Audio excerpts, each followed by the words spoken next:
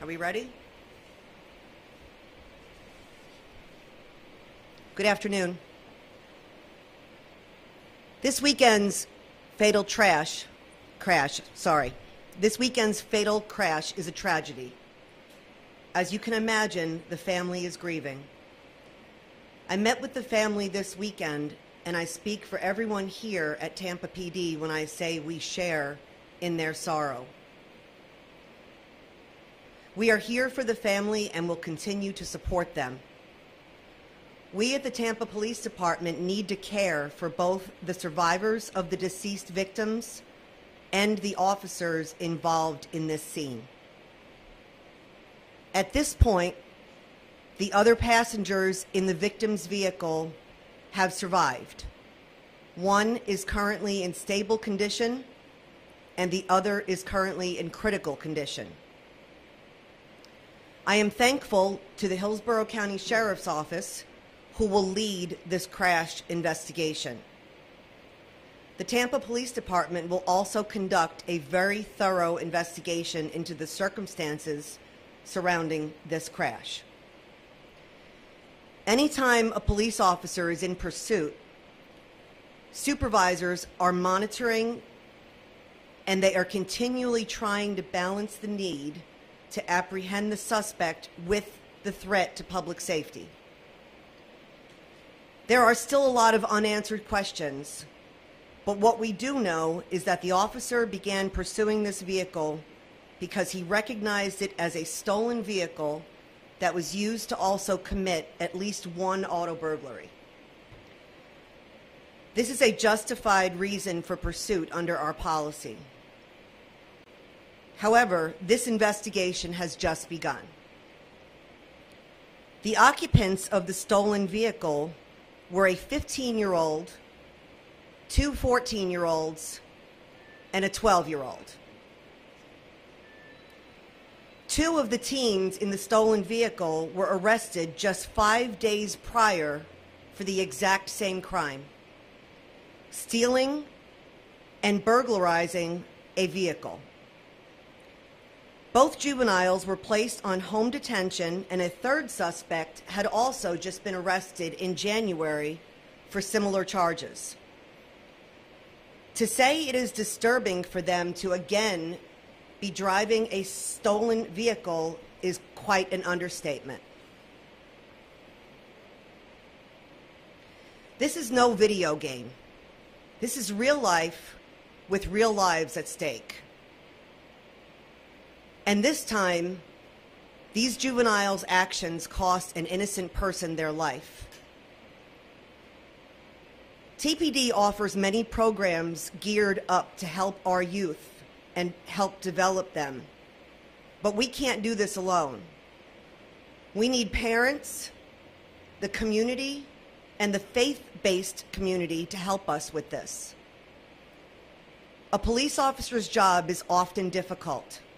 Our role is a delicate balance to get criminals off the street while protecting the community members.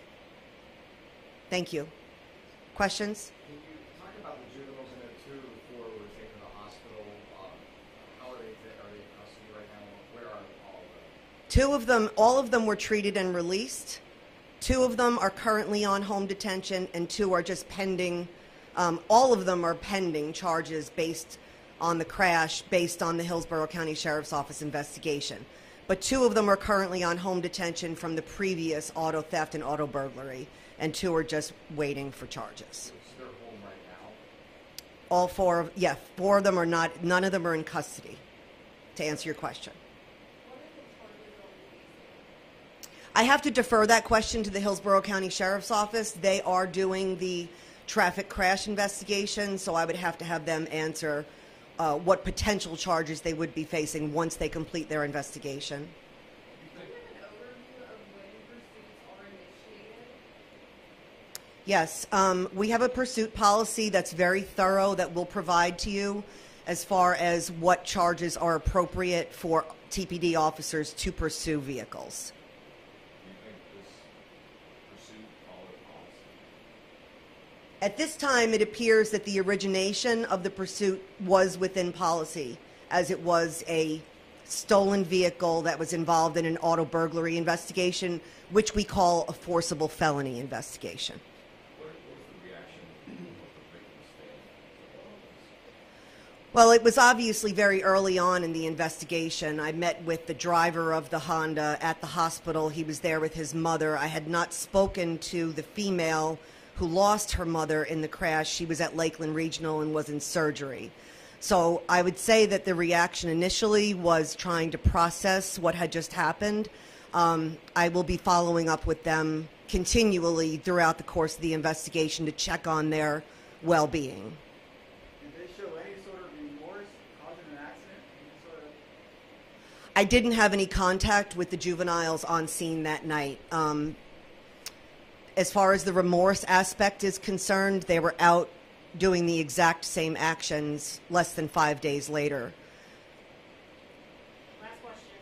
What are the factors that would lead to home detention as opposed to being in the juvenile detention or something like that? I mean, because obviously there wasn't enough to keep him home.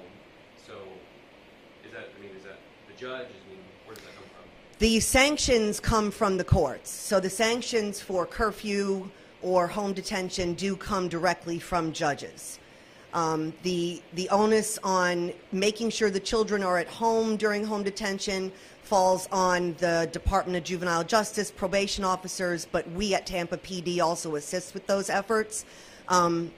There's a lot of kids that are on court-ordered sanctions, and we can check on them being at home at 11 p.m., but it's not to say that they're not going to be home out committing crimes at midnight. Is their parents or caregivers face any charges for not keeping them home under a court order? No, not that I'm aware of. Thank you, everyone. Thank you. Thank you.